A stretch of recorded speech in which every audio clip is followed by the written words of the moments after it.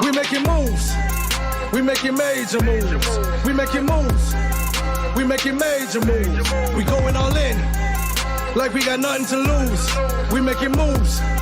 We making major moves. What's up, everybody? I'm Mr. Man. Welcome back to my channel. I want to talk about, bring you guys into the world of the BRICS and what's going on. And to start talking about the BRICS, I'm going to take you into Africa, and that's where we're going to start. This headline here says the BRICS currency, a new era of global finance backed by gold. If you guys haven't been following along, you're completely missing the narrative here. It's not the fact that there's de-dollarization happening here. It's the fact that the U.S. hegemony as the world reserve, or the US dollar as the world reserve, is being challenged right now. It's not for us to determine if this is going to happen or if it's not going to happen. It doesn't matter. Don't put your bias in it. It's for you to take a step back, use these and follow what's going on, right? When you just use these and take in unbiased information, you can allow it to just sit in your head and create its own understanding of what's going on, as opposed to you fixing and putting your own bias in. Okay, so let's jump into this here. Listen to this, all right? This is a new index being, I guess, just launching in Africa, known as ABRA. This is this video is on AMPIF, and they specialize in government blockchain technologies and things along those lines. I'm not going to go too deep into it because I don't have it in my head right now immediately what they do. But this is ABRA, or ABSA, sorry, and they're a new index in Africa, and they are tracking African countries' markets openness, transparency, and willingness to do business. Now listen to what this gentleman has to say. Netting off of collateral and others, but all of these things are designed to create a financial market ecosystem that has less friction in it, that's more open and transparent and accessible. And beyond just the things that we measure explicitly, or that you see in kind of the pillars in front of you, the real wealth of the document, or the real strength of it, is the inputs in there that we get from all the various contributors. So you see lots of quotes where people are providing color on the environment, and not just the hard numbers that exist, but also we take a look at a number of kind of special topics, things that feel to us are really important to this discussion, but we might not have in the formal scoring yet. So for example, one of the things that we get asked about an awful lot as we have this discussion around financial market development is the ability of African countries to really tap into retail investors, right? Again, it's getting that money out of the mattress and into something fruitful, right? Providing returns for those people who have struggled so hard to save what could be very modest amounts, but to provide local capital into local businesses to allow them to finance themselves at better rates. And so one of the things that you'll see here in the back kind of third of the fourth pillar or chapter in the report is some really interesting stuff being done across the continent, bringing retail investors in. So whether it be in West Africa, in the pulling together of a number of securities, a number of countries into a securities exchange, allowing retail investors to access all of them, whether it be the DAO system in Kenya that looks for sort of app-based, mobile-based access to financial products that's marketed not only at Kenyans in Kenya, but actively marketed to the diaspora, providing an easy way for somebody in Connecticut to put their money to work back in the home country. So lots of exciting things in the document beyond the formal scoring itself. There is a lot happening. Openness, transparency, and a willingness to allow more investors into the continent itself. So now we're going to take a dive into the world of BRICS currencies, a new era of global finance backed gold. Oops, my bad. So let's just take a look at this document here. I'm not going to read it all. This came out October 9th, so pretty fresh. 2024. Today is October 24th. So give you guys insights into my research here.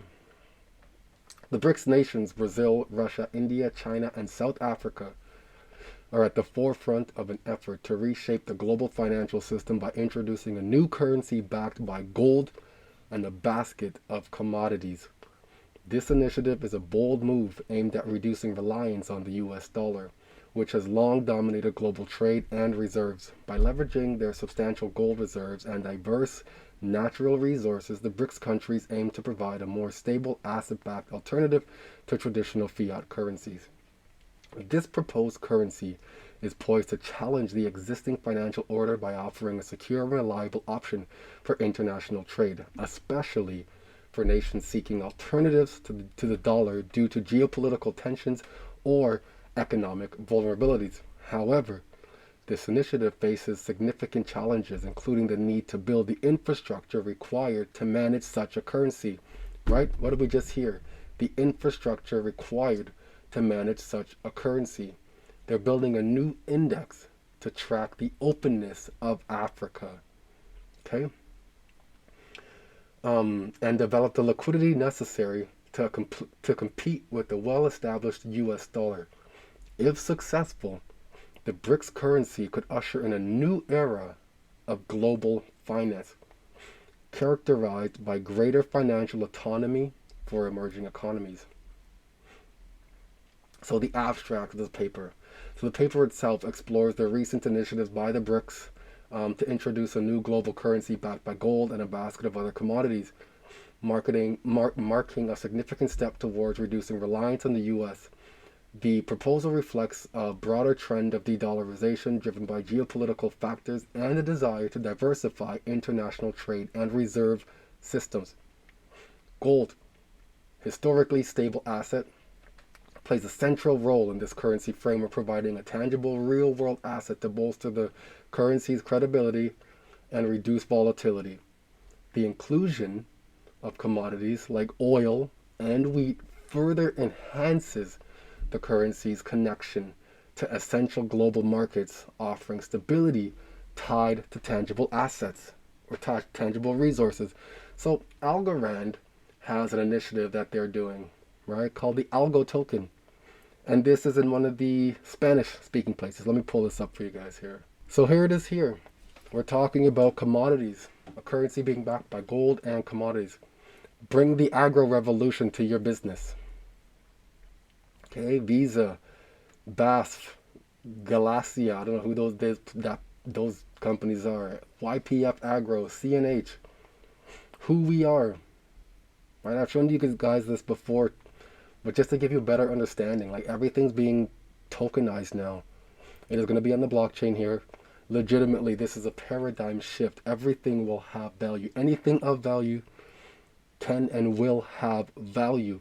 Now think about how that creates stability for this BRICS currency, the unit, R5 plus, whatever it's called, going to be called. Think about it. This is the BRICS SDR, if you will, ESDR. And for it to become a reality, it won't just depend on the economic provider or economic stability provider, which is the NDB, New Development Bank. It also needs a monetary authority still. So think of it in the West, where we have the World Bank, and we also have the IMF, right? To lateral that, out in the East, they have New Development Bank, but they don't have the money partner as in the IMF. So who and when will this monetary authority be created? Right now, the IMF is helping Marshall Islands create their monetary authority. So who will help the East with their monetary authority? Will the IMF be involved in this? Right, there's an ESDR that will potentially be created if that's what it's called. I don't know what it's going to be called, but it's a digital representation of an SDR, which is special drawings, right? Which is what the IMF uses, backed by gold and other commodities of the individual jurisdictions as well. The way it works is the SDR is a basket of currencies. There's China, the yuan of China, Europe, US, Canada, UK, a few other currencies. I don't remember the currencies, but there's like 5 currencies in there, I believe. Don't quote me on this. I'll pull it up just so I don't make an ass of myself. So here we go. Here's what it is. The most weighted value in there is the US with 43%, then the Euro, which is 29%, then the Chinese Renminbi at 12.28%, then the Japanese Yen at 7%, then the British Pound at 7.44%. Now recognize with this new currency being created here, this is going to change in terms of weight because this new currency is being led and created, or this new global new world orders is being led by China. Okay? So recognize that. This is where I am in that document, but I should take a step back just to give you guys, or put some credibility to this document. This isn't me who wrote this or some random who wrote this. I'll show you guys who wrote it. His name is Douglas C. Yuvan. Right? He has over 3,000 publications. He's read over 475,000. And he's been cited just under 6,000 times. Right? The stuff that he talks about is AI, cosmology, mathematics, geopolitics, war, psychology, Christianity, a whole slew of things. He was part of MIT, or went to MIT, sorry. He was part of it, sorry. His position was an associate professor. You know, his description, I'm very proud of my graduate students, and names who these graduate students are. He was also in MIT here as well, professor, and there was more. Here, UC Berkeley. He was also in UC Berkeley. So this document has credibility behind it. Whether he's right in his thesis of what he's stating, or he's wrong. The fact is, he's putting together a culmination of everything that he's learned based off of his prior knowledge into this one document here. So this document has weight behind it. The proposal reflects, did I read this already? Tangible assets, the inclusion of commodities like oil, wheat. Okay. This paper delves into the motivations behind BRICS nations' push for a gold-backed currency. And remember, we're talking digital currency. So how do I know it's a digital currency they're working on? This was here in Russia, Kazan, Russia. This was in October 2024. This happened about 2 days ago. This is a roundtable discussion here with Putin. Listen to this, okay? And now we want to come up with, I will just say about that in general terms now, we want to come up with the discussion of the use of digital currencies in investment developments by BRICS member states inside the group, and also in the interests of other developing and emerging economies with good prospects. And we are to come up with a toolkit that will be under the supervision of the respective BRICS institutions. It may be another very good step in the development of the global south with our direct active engagement. We will be talking about that during the summit. We are already in consultations with the Chinese and the Indian friends, with the Brazilians also. We have had a round of consultations with South Africa. We'll talk about that definitely with everybody. We have been moving in this direction. So we know there's going to be a gold-backed currency. We understand that there's going to be a digital currency, a gold-backed digital currency. Now, to continue on to what we were saying, by offering an alternative to the US dollar in international trade, the proposed BRICS currency has the potential to transform global financial systems. However, the project faces numerous challenges, including infrastructural and logistical hurdles, as well as the deeply entrenched role of the US dollar. So what makes this even harder? This is what most people don't recognize. De-dollarization is happening, but here is the reality of it at what makes this push for de-dollarization even harder. This individual here works for, oh Lord, I don't remember her name or the law firm that she works at, but she works at a prestigious law firm. She worked on several projects, MCBDC, Mbridge, Global Stablecoin. But listen to what she has to say, okay? This kind of changed my thesis when I learned about this. EHKD. So for the time being, at least, the Hong Kong dollar is intended to be preserved. And as many of you would know, the Hong Kong dollar is pegged to the US dollar. So that's relevant. So the EHKD the Hong Kong dollar, the EHKD, the E is electronic, Hong Kong dollar is tied or pegged to the US dollar currently, right?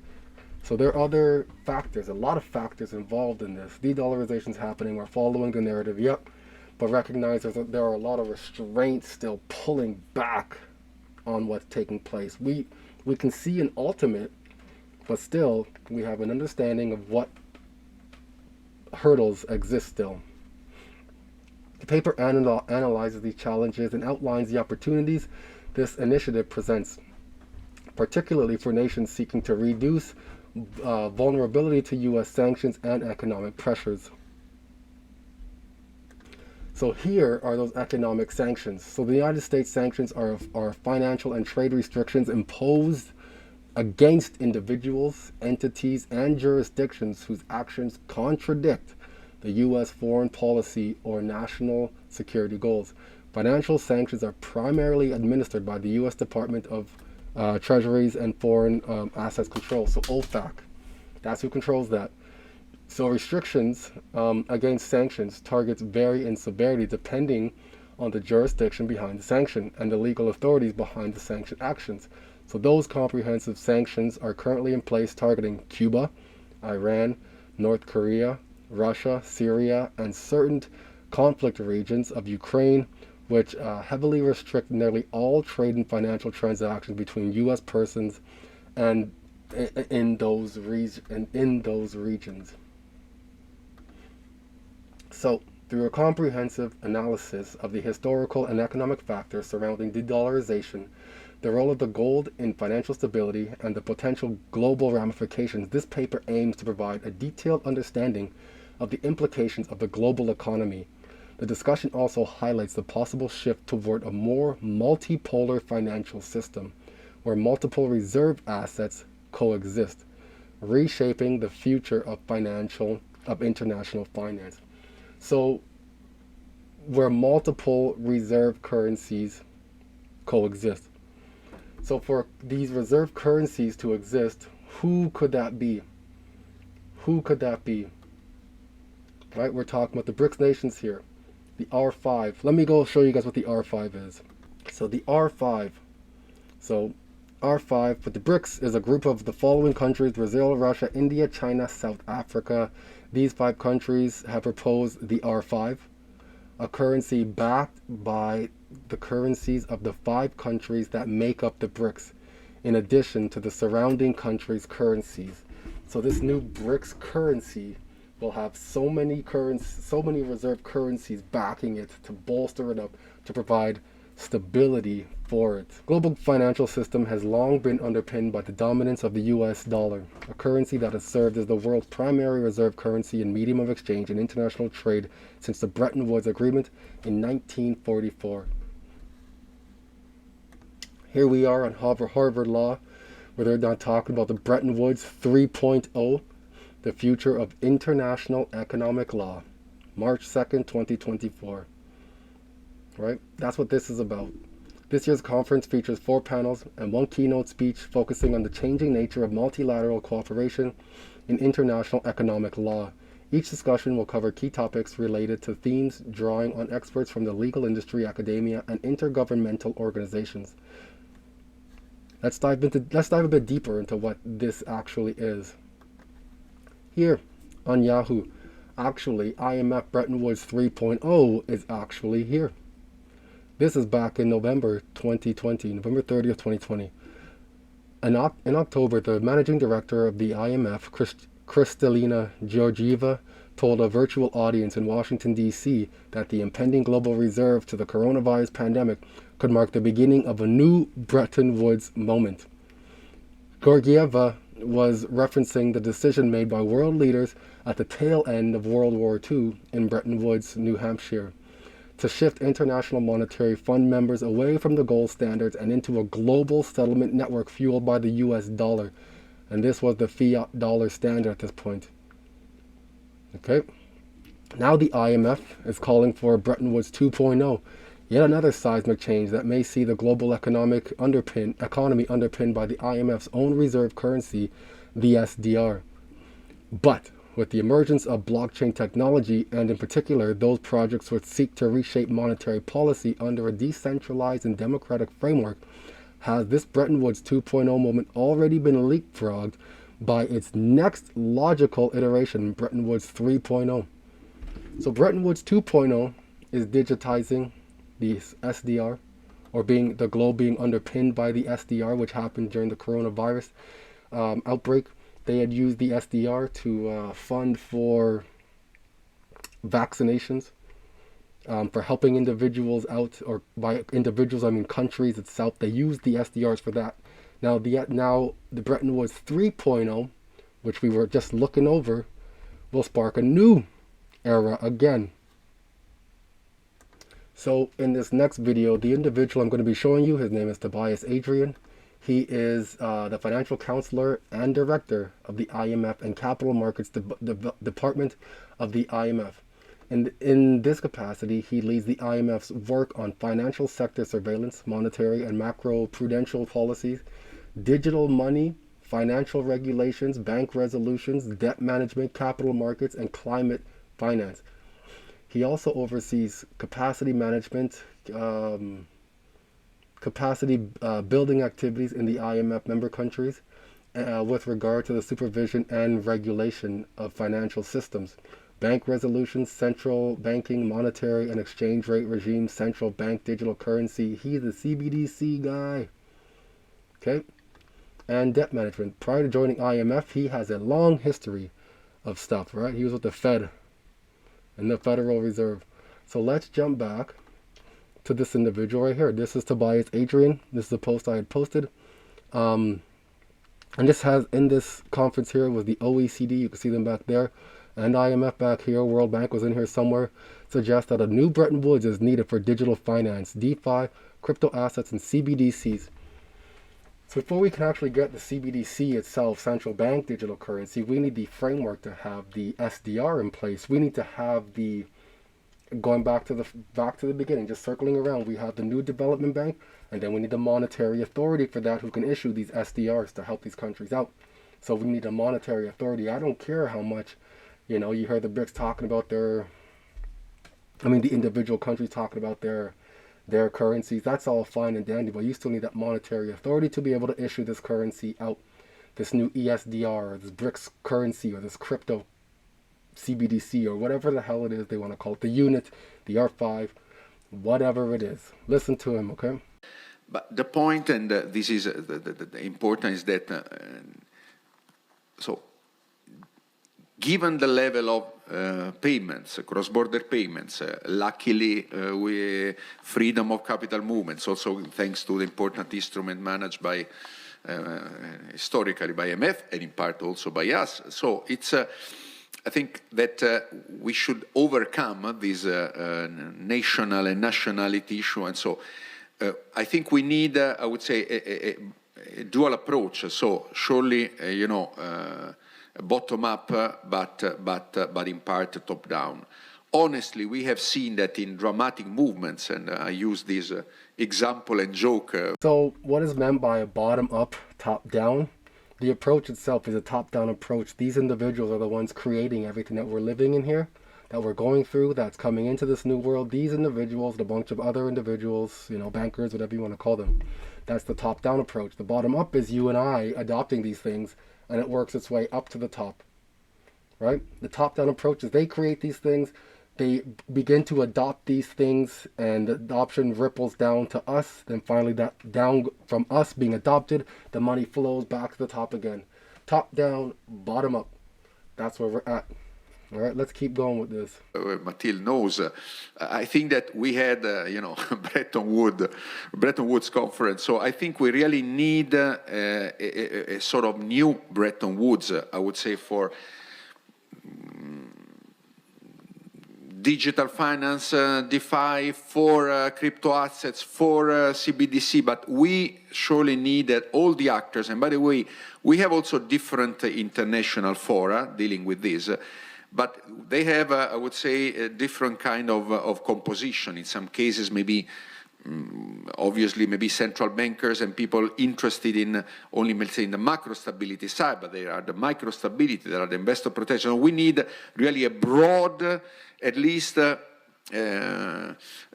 place where we have to put together all the relevant, let's say, policy makers, regulators, supervisors, as broad as possible, okay, in order then to find also top-down at least some principles that then can go down. I think this is essential in order to avoid also, let's say, tensions that I think otherwise we may have much broader than what we have experienced in the last, I would say, 20 years a couple of times. Thank you. So a new Bretton Woods. A new Bretton Woods. Who would have thought? Here we are again. So the dollar's central role is reflected in its overwhelming presence in the global foreign exchange reserves and international transactions. However, recent geopolitical and economic shifts have sparked growing discussions about alternatives to the US-led financial system. What could that be? So an alternative to the US-led financial system, Mbridge. I showed you guys last day that Mbridge and MCBDC offer the standards now for digital currencies. Mbridge is the platform is the digital platform rails for currencies to move across. Right? Think of it as highways, different highways in the road, but in the center of those highways there's this one area where they all have to go. That's the central hub. That is where the MCBDC, the multi-currency CBDC, sits. So this is a conversation from The Hague here. Let's listen to this. And then some final thoughts also for the discussion that we will have. So I think that a lot of countries are likely willing to use their digital public money for international transactions. And of course, it's quite unlikely that they will publish it now in all kinds of reports that this is their plan for the near future. But of course, within all those countries, within all those policy institutions, there are nowadays those discussions going on. How can we use it for international transaction? And especially if you make those central bank digital currencies interoperable, then it has the potential to weaken the position of the dollar. For instance, if the BRICS countries agree that they use all their central bank digital currencies to transact with each other, then you have a kind of settlement system outside of the dollar, and this can really be a threat to the position of the dollar, in my view. And also, what is now being explored, so what would happen if we give non-residents access to our central bank digital currency? For instance, if I can also open an account in Switzerland or in the US. And in a way, this can create a really new dynamic that was not possible before the digital age. So nowadays, those switching costs are really low. If you can easily open an account in another country, you can store a part of your liquidity there. It can be a good thing, but it can also create a dynamic that is, we don't not yet know exactly what to expect from that dynamic. So what is Mbridge, multi-currency bridge? And what does it look like? How does it move? How does it flow? What does it actually tangibly look like, digitally speaking? Okay, digitally speaking. I'll bring you into the real world after this understanding of what Mbridge Digital is, okay? The global economy has become more integrated, but cross-border payments have struggled to keep pace. International payments are typically made through a global network of correspondent banks. While critical to enable cross-border payments, they have also introduced pain points and friction. Each correspondent bank in the chain requires time to process the payment, repeating similar checks at each step. This results in high transaction costs, slow payments, and opaque transactions to the end users. Additionally, correspondent banks are paring back their networks, leading to a form of country financial exclusion. This creates a situation where some countries no longer have first-tier access to the global financial system. The Bank for International Settlements Innovation Hub is exploring solutions for overcoming these limitations. The aim is to allow cross-border payments to be immediate, cheap, widely accessible, and settled in a secure medium, A possible solution would be a multiple central bank digital currency platform, or MCBDC. That is, a technical platform that directly connects digital central bank money. Building on earlier CBDC prototypes, the BIS Innovation Hub and the 4 participating central banks joined forces to bring to life such a multi-CBDC platform named Mbridge, which stands for Multiple CBDC Bridge. By providing a shared platform on which participants can conduct peer-to-peer payments directly across jurisdictions using safe local central bank money, Mbridge can tackle the pain points of international payments, advance cross-border settlement in digital central bank money, and support diversification of currencies in cross-border transactions. Perfect. So that's one arrangement. That's one platform. There are other platforms as well, right? Have you heard of Project Nexus? Project Nexus connects or interlinks the faster payment systems, right? So it's not just central banks that move money. In the midst of all those, between those, before it leaves the country, there's another entity known as a faster payment system. And that faster payment system clears and settles that till before it leaves. Before it leaves that jurisdiction, and before money comes into the jurisdiction, into the central bank itself. There's a clearing and settlement mechanism itself. All right? So, just going back to the research paper now. These discussions have driven in part by the increasing use of the dollar as a tool of political leverage, most notably in the form of sanctions imposed by the U.S. on nations such as Russia, Iran, and others. In response, there has been a marked push, especially among emerging economies, to explore options that would reduce their dependence on the U.S. dollar. Expanding the role of gold in the new currency, the potential inclusion of gold as a key component in the backing of the proposed BRICS currency has sparked considerable interest, particularly given gold's historic role as a store of value and its association with economic stability.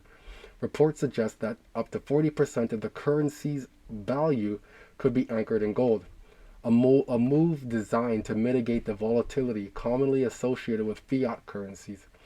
The decision to utilize gold reflects a deliberate attempt by the BRICS nations to offer a currency that carries intrinsic value and resist the inflationary pressures that have undermined the credibility of many national currencies, including the US dollar. So think about this. The BRICS now are going to be, their currencies are going to be strengthened by gold.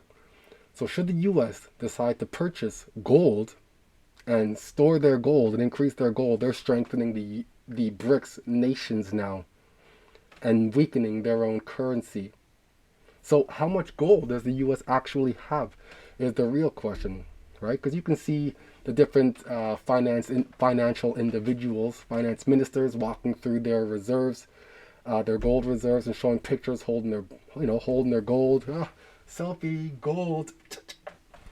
And it's all good. You don't see the US doing that. Last thing I heard of the US gold was the what happened? What is the last thing? Because I do know that nations that involved are in the Mbridge, again the BRICS, are stockpiling gold, driving up the prices of gold. So here we are at the NewYorkFed.org. Gold Vault. Learn about the Federal Reserve Bank of New York's Gold Vault. Gold custody is one of the several financial services the Federal Reserve Bank of New York provides to central banks, governments, and official international organizations on behalf of the Federal Reserve. The Fed's Gold Vault is in the basement floor of its main office building in Manhattan. Built during the construction of the building in the early 1920s, the vault provides account holders with a secure location to store their monetary gold reserves. None of the gold stored in the vault belongs to the New York Fed or the Federal Reserve System. So where is the Fed's gold stored? The U.S. Bullion Depository of Fort Knox secures about half of the U.S. Treasury's gold reserves. Their holdings amount to 147.3 million ounces. And it's believed, notice the words they use, all these non-regulatory words, and it's believed that Fort Knox houses 2.3% of all the gold ever refined in the world. How would you not know this with all this data that we have right now currently, huh? So as we're talking about BRICS nations driving up gold, gold is sitting at around $2,730 per ounce. I bought in, where are we? 2013, 2014, no. Where are we? 2020. I got in about here at the $1,700, $1,800 mark. That's when I got in, when I caught wind to what was going on. And now it's jacked up to $2,700. In Canadian, that is $3,700, $1,000 over what the US dollars, what the USD is sitting at. Like, look at this buildup. The BRICS nation building up. The more they stockpile. We had just read that. So this is why gold is one of my strategies as well. It's a wealth preserving stability recognition mechanism, not just for these countries, but for yourself as well. The decision to utilize gold reflects a deliberate attempt by the BRICS nations to offer a currency that carries intrinsic value and resists the inflationary pressures that have undermined the credibility of many national currencies. For millennia, gold has been recognized as one of the most reliable and durable stores of value. Its scarcity, divisibility, and uniformity make it an ideal asset to back as a currency. Historically, currencies backed by gold, such as those under the gold standard, were seen as more stable because they limited the ability of governments to inflate their money supplies, which is what we're going through right now. The governments can print as much as they want whenever interest rates go down. Jerome Powell, Jerome the homie, they're just printing. While the US dollar was once tied to gold until the early 1970s, this is that conversation by Richard Nixon on August 15th, 1971, when he bolstered up the US's strength and their economy and tied the dollar to the economy now. Nothing more than monetary policy. That's what was backing the dollar. Listen to this. The strength of a nation's currency is based on the strength of that nation's economy. And the American economy is by far the strongest in the world. Accordingly, I have directed the Secretary of the Treasury to take the action necessary to defend the dollar against the speculators.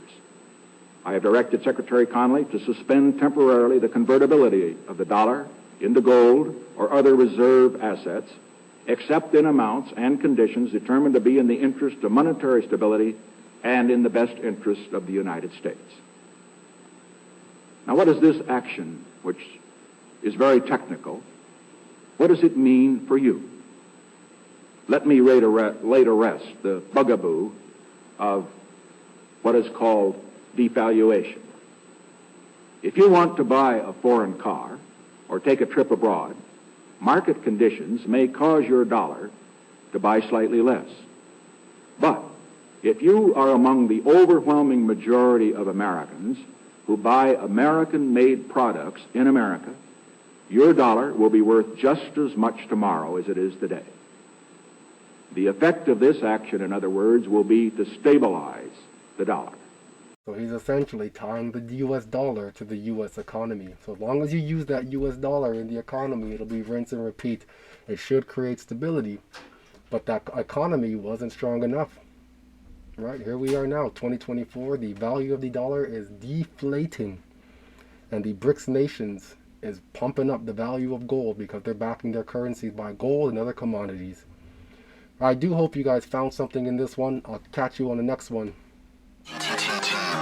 We making moves. We making major moves. We making moves.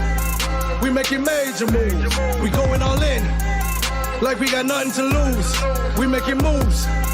We making major moves.